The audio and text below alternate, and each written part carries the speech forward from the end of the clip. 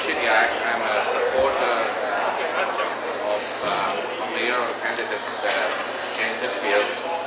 I'm an economist by profession and a financial advisor. But most importantly today is that I'm declaring my support as Councillor Jane Pitfield for mayor of the GTA in the upcoming elections on November the 13th. I met Councillor Pitfield in 2001 when I was chairman of a tenant association in her riding on Winford Drive.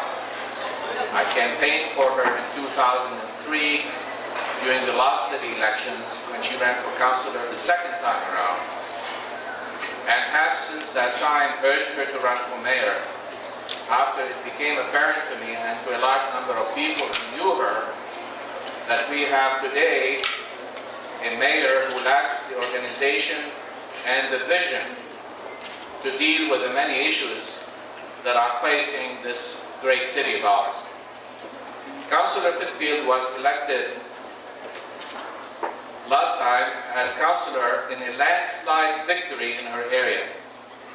In fact, she got 13,000 plus votes versus 1,000 votes for her opponent. Her constituents always speak highly of her capabilities, her vision, and her great organizational skills.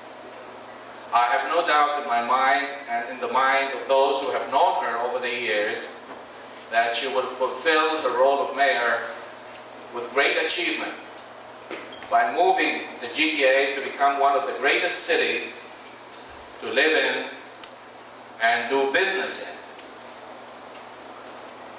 I do not wish to say any more, but to thank Tony Wu, the owner of this wonderful restaurant, for offering this great venue to us to hold this press conference here on Monday, October the 16th, and I hope you can all make it to that one.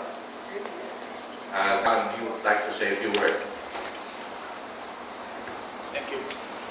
我这里边讲几句中，因为市选马上开始，我们华人现在越来越多的在关心政治，也是越来越多的人是这个投入的这个市选的这个选举。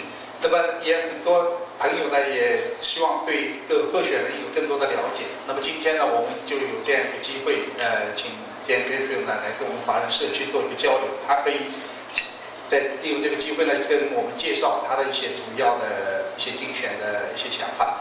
那么我们华人社区呢，记者呢也可以向他提一些问题，就我们华人社区关心的问题，我们做这样一个交流。所以待会大家可以这个在他介绍以后可以提问。And good afternoon, and thank you for attending this press conference. I'm very excited to be here because one of the main reasons I'm running to become the next mayor of this city is to be the mayor who will reach out to all of the cultural communities in Toronto. We are a multicultural city. However, I do not see the ability of the current mayor to be engaging and finding out exactly what the issues are in each of our cultural communities. I can tell you that I currently am the city councillor of one of the most multicultural parts of the city. I represent the area Thorncliffe Park, Flemington Park, Winford Concord, and Leaside. This morning I was in Flemington Park visiting a school before the council meeting, and it came to my attention that most of the newcomers to Flemington Park and that particular school are children from mainland China. And this is wonderful to see, but at the moment in Toronto, we do not offer the services and the reception of welcome when new people come. We need to reach out and we need to provide the services and help them understand from the time that they arrive, how is it that they can find housing? What schools do they go to? What services are there? How do they begin their own businesses? And if they're just looking for jobs, how can we take the credentials, the experience and education from China and quickly translate it here to Toronto? We need to also understand that when people leave other countries, they are leaving a lot behind. They are leaving their homes, they are leaving money, they are leaving positions, good jobs, maybe family, and they come to Toronto and they say, this is the city of opportunity. Perhaps right now when they come, it's a bit of a disappointment. I can tell you, I've lived in Toronto since 1978. Before that, I was living in Mississauga. I love this city, but this city is a good city, but it's not a great city, and we need to make it a world-class city. And the way we're going to do this, first, is understand that we've got some issues and problems that need urgent leadership. The first issue that I'd like to address is crime and violence in the city. And this is not just Toronto, it's in the GTA. We need to work with the 905, with the other communities, and because we're one big region of 6 million people. And we need to ensure that we have enough police resources so that we have, in every community, enough officers who are walking the streets and getting to know the residents. Also, we need programming. We need to ensure that other levels of government are working with us to give us the support we need. Too many bad news stories are going out of Toronto right now, and it's discouraging business from locating here, and it's also affecting tourism. If we're going to be the economic engine of Canada, we need to turn those stories into good news stories, and we need to ensure that every part of the city is safe and secure. I work very closely with the police, and they know that I support them 100%. I also recently went to New York City and met with their police inspector, Raymond Kelly, and I learned from him what success they've had reducing the number of gun deaths, and also how they support their police with proper information and resources to ensure in a proactive way that they are cutting down crime. Another issue that's very much on my mind is how people get around, whether you're on public transit or in cars. Just if you come here and you have a business, you need to know for your employees and just for customers that they can reach your business. We need to do a lot more to reduce the gridlock and make sure that the Don Valley Parkway and the 401 is not a parking lot. I also support keeping the Gardner Expressway up. This week we're talking about it. It was a secret agenda. Unfortunately, the current mayor and some others with the Waterfront Corporation want to take it down. This would be a big mistake. Right now we have more important issues that we need to address. The other issues I want to address are the issue of our garbage. A world-class city looks after its own garbage. I support new and emerging technologies. I support energy from waste. After we recycle and do the green bin, I do not support landfill. Landfill is burying it in the ground. We need a solution that is in the GTA. And all of our neighbors, again, in the 905 are moving forward.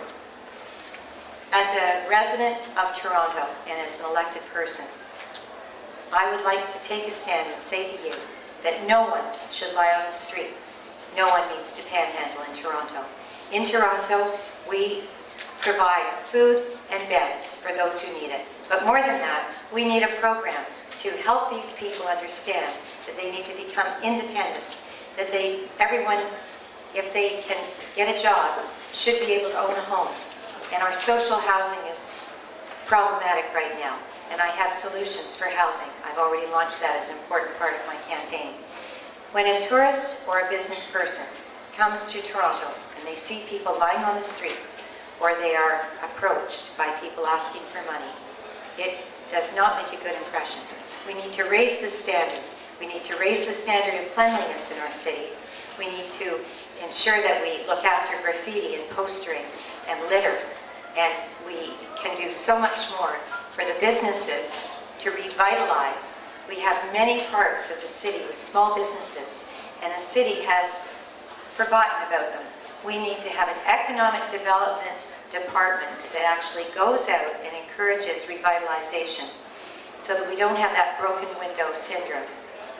I'd also like to say that from meeting with Chinese business people, they have raised the issue of parking downtown. Parking is too expensive, and so easily can you get a ticket. I would like to, for quality of life and to make the city a more approachable place to do business, I would like to take a look at the parking enforcement and ensure that we give people a break, that we not charge as much as we are for the tickets, and that we ensure that if someone is parked over the time, that we give them a grace period. Also in parts of the city where we have restaurants, I think it would be a good idea to provide some free parking in the evenings to encourage people. Right now, people are not coming downtown. A lot of people are staying up here because they're worried about the crime and they don't like to get the parking tickets or they can't find a parking space. These are things that need to be addressed. Our TTC needs a lot of improvement. How many, I won't ask, I usually say how many of you put up your hand if you use the TTC, but because this is a press conference, thank you for putting up your hand. I think the TTC needs to be more reliable. It needs to be less expensive because many people, with 2 fare increases in the last 13 months, it costs too much. And we need to make it clean. And we need to look at what Viva has done, or Mississauga. They have better bus service than we have, and most important, we need to link the 905 to the 416. There's not a barrier in between. We need to go back and forth easily. I would like to promote having a card, a smart card that you can ride for one price as far as you need to go. I think this will go a long way to addressing the gridlock in the city. We can't force people out of their cars, but I also believe there are many things we can do to improve the ability to travel by car. One thing is, every time we have a walk or a run in the city, we shouldn't be closing the streets down. I think that there are better places to hold these fundraising walks, perhaps in some of our parks or on the waterfront, to create a large green park. I want our waterfront to be a waterfront that 2.6 million people from Toronto can come down to enjoy. If every inch of the waterfront has condos on it or businesses, then it's really not open to the residents to use. And before it's too late, I would like to state that we need to have more green space on our waterfront. I think those are the main issues that I chose to address. One more important thing. For the businesses, I spoke at the Board of Trade, and I've made some promises, and I would like to just go over what those are. First of all, business tax in Toronto is too high. It's 4 times the residential rate. In Mississauga, it is less. It is only 2.5. In 5 years, I will bring the taxes for business in Toronto down to 2.5 so that we can stop the businesses leaving Toronto, so we can stop the businesses from going bankrupt. We need to stop businesses from leaving the city and encourage more jobs. Another thing, for newcomers and for students to get job training and experience, I will offer a tax incentive to businesses who will bring in newcomers or students, so that it's not just one business here and one business there, but it's all the businesses, so that they will be encouraging for Canadian job experience. It's very important. That's the first step towards employment and independence and prosperity. The other thing that I think our city needs to improve, our economic development department, we need to have an economic development corporation that will be made up of private sector businesses as well as some elected people. We need to encourage missions to China, to build partnerships and business opportunities to Toronto. Hazel McCallion has done this. She's gone to India 2 times. I believe she's gone to China. We need to do this. This is where the opportunity in the world is. And so we need to connect and partner with China, make it easy for Chinese business people to come to Canada. And also, there are services that the city needs to offer businesses. If there's a business that is having difficulty, you should be able to call the city and get some help. Help with things like streetscaping, help with encouraging customers to come, maybe even to learn more about business improvement areas where the city actually invests in streetscaping. We need to have people who understand Chinese and speak Chinese working in our economic development department, who will go out, not just wait until you call them, but they will go out and regularly visit businesses and say, how is everything going? How may we serve you? That is what needs to be asked. I have a lot of plans, and I have 48 days to get my message out to the people in this city. Most of all, what I want to be is the mayor who is a business mayor, a person who has worked. I worked for Procter & Gamble for 10 years. I have had more business experience than politics. This is what Toronto needs, someone who gets results. As a councillor, I have a long list of results. And as mayor, I will have a plan for my first 100 days, and you can count on big results, because for 3 years we have accomplished very little. And the same issues that were in the election in 2003 are still here. We still have too much crime, too much taxes, not enough jobs. The city's not clean enough. Tourism is down. Our transportation needs to be improved. We need a garbage solution, and we need to resolve our homeless problem. So I feel optimistic. I feel very positive, because I know how to get the City of Toronto working again. Toronto deserves better, and you deserve better. Thank you. I'll be happy to answer any questions. Yesterday was the Bombardier discussion, and I wish that I had heard this from you yesterday, because I would have stood up and said exactly the same thing. You're exactly right. Why is everyone making such a big deal about just keeping jobs here? First of all, I will say this. My mind is open to every possible way that we can get the best price for people in Toronto. We want to encourage international companies to locate here. And what message does it send out to them if we say, you can come and locate and build your plant here, but we're not going to let you compete for the city bids? We need to encourage all businesses to come to the table in a public, open tender. That's the company. And then it is fair and square. What happened yesterday, which I voted against, it was a 25 to 18 vote. And nothing's changing. We're continuing to single source.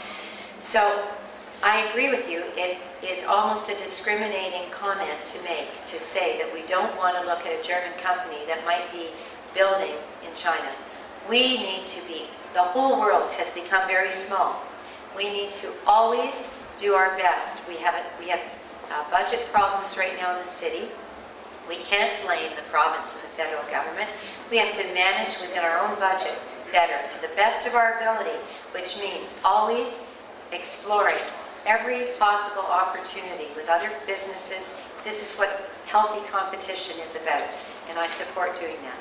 And I also don't think that people in Toronto, taxpayers who have been paying the tax increases, I don't think they think it's more important to protect jobs in Thunder Bay. I really believe that they think, number one, be open, be honest about business, no secret agendas, and get the best price possible. And we'll never know what the best price is, because we didn't go to an open tender. Never know. We don't know because initially Siemens said they thought they could save $100 million. And so if $100 million was the savings, we could have bought a lot of buses for $100 million. We could have also invested it into TTC improvements across the whole city, which is needed. And we could have even employed more people in Toronto. So the first question about cleaning up City Hall, I agree with you. It's very important to deliver what you promise. His promise was, he said there was corruption at City Hall. I can tell you, as someone who is from inside City Hall, because I'm a councillor, that there has been no change. In fact, it's worse. It's worse because there is a control agenda which does not allow for public consultation. It also does not even allow for hearing all of the councillors. There's a group of people, about 25 councillors, who are always supporting David Miller, and unfortunately, there is a major lack of integrity. There is backroom dealing, secret agenda, and even, I'm sorry to say, lies. And the examples I can give you are the secrecy around the Gardiner Expressway. 2 years ago, I asked that we have public consultation, that people be told what the different plans are before we take it down, the costs, and that we ask for a vote from the public. This, Mr. Miller voted against. He did not want the public to decide. As mayor, I will keep the Gardiner up, and I will say in 4 years it stays up, and in the 2010 election, if the people of the city want to vote on it, we hold a vote, and I believe the majority will say, leave it right where it is. It's an important east-west artery. That's one example. Another example is the Bombardier contract, which no exception should be made. Every single tender in the city should be an open public tender.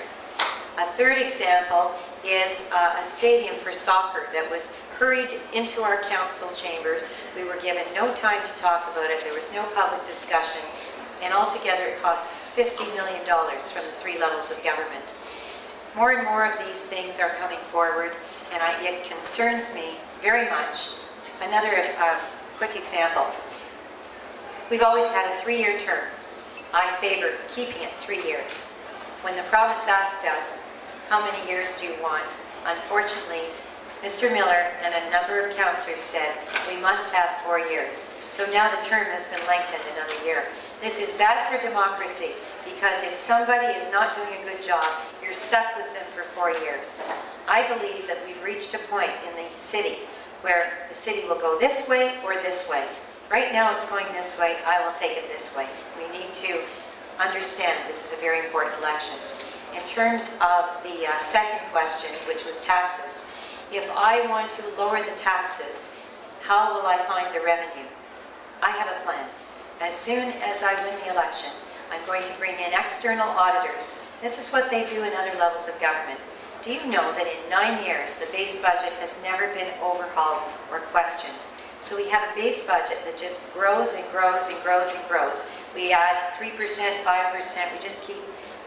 The time has come to have external auditors come in and say exactly, tell us, where is all the money going?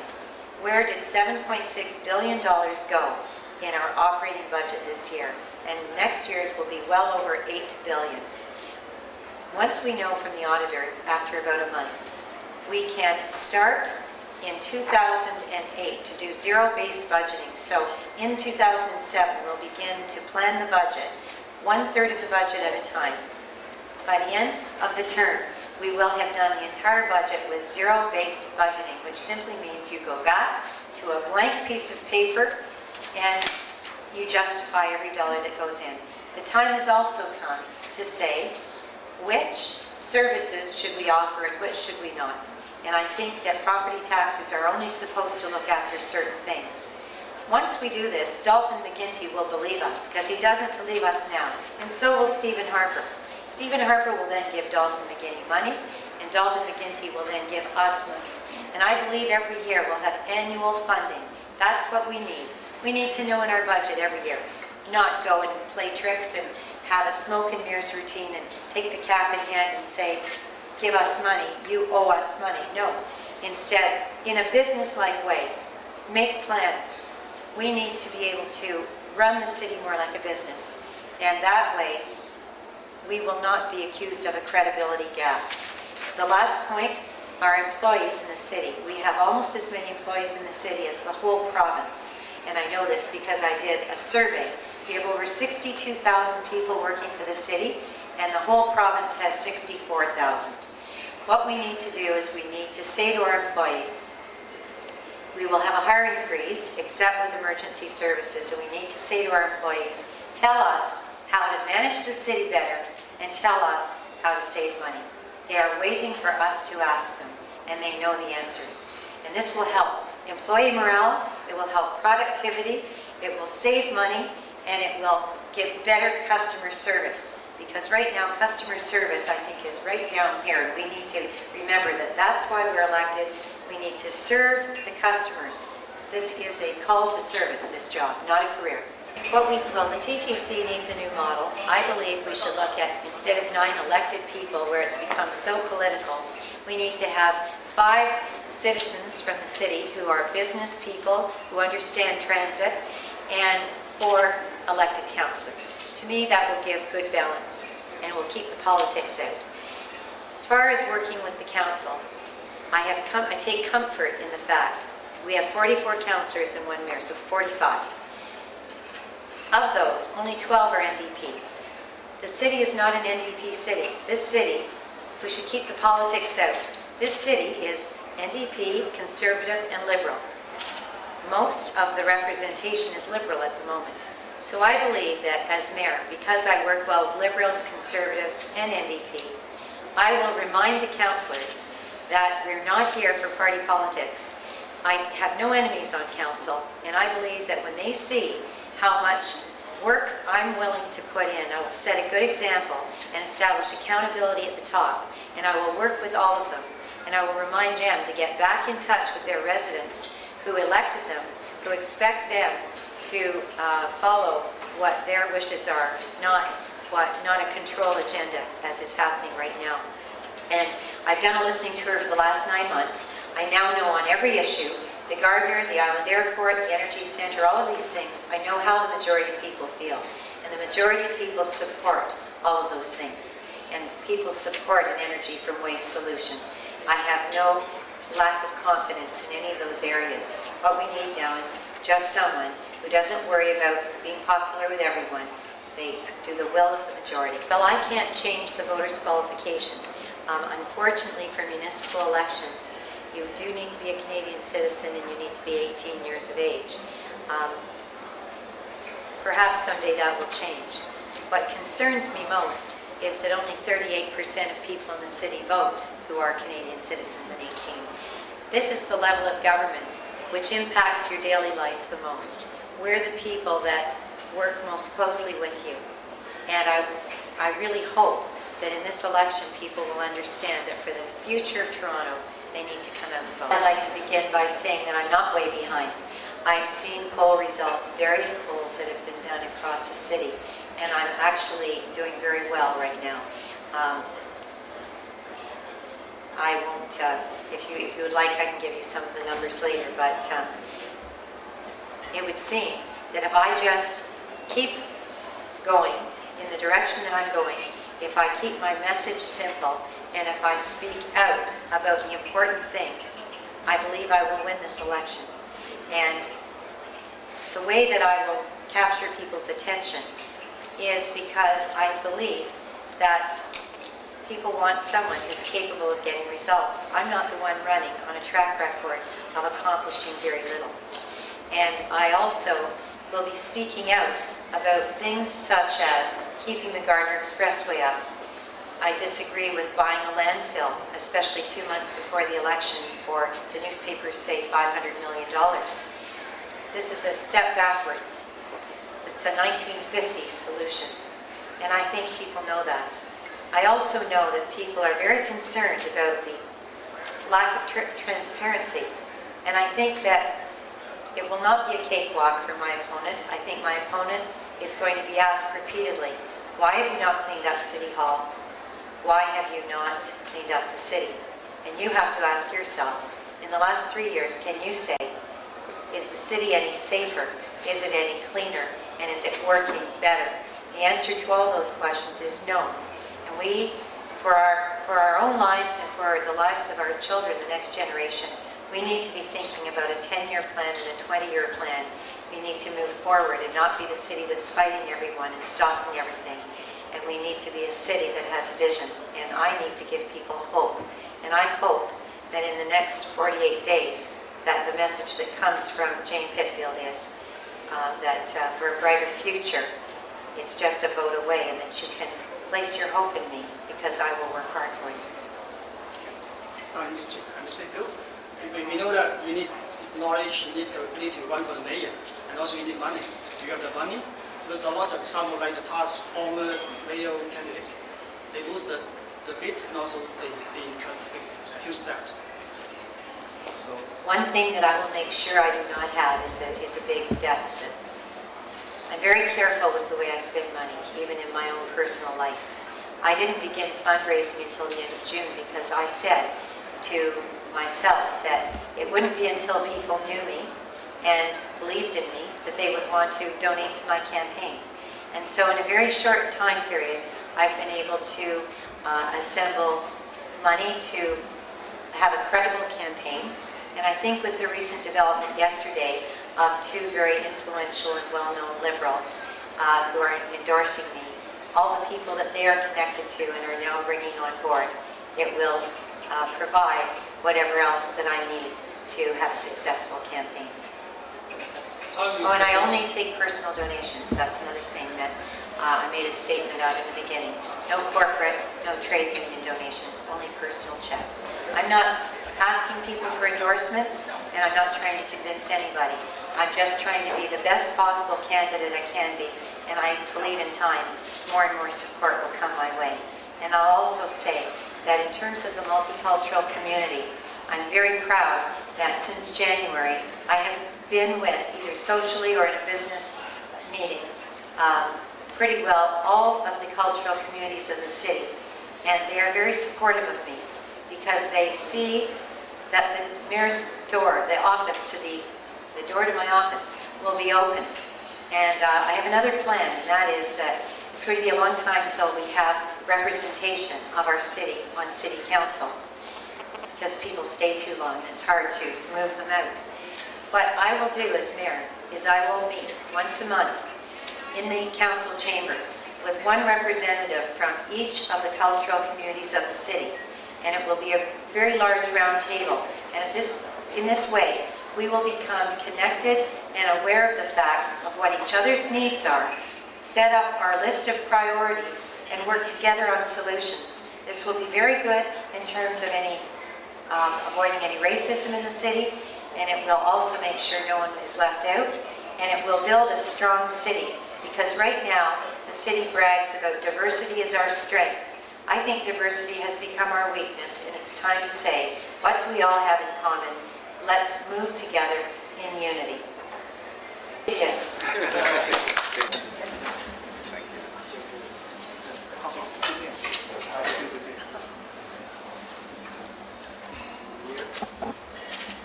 Okay, one more here.